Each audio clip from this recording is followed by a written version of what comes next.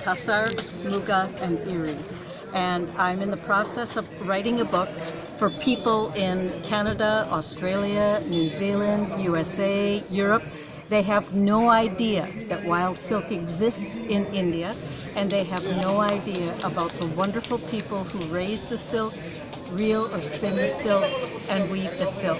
So the book that I'm writing is called In Search of Wild Silk, Revitalizing a Sustainable Cottage Industry. I have 5 chapters written. I have 5 more to finish when we get home. This trip is to gather stories from the rearers, the reelers, and the weavers. What do you think about sericulture in Assam?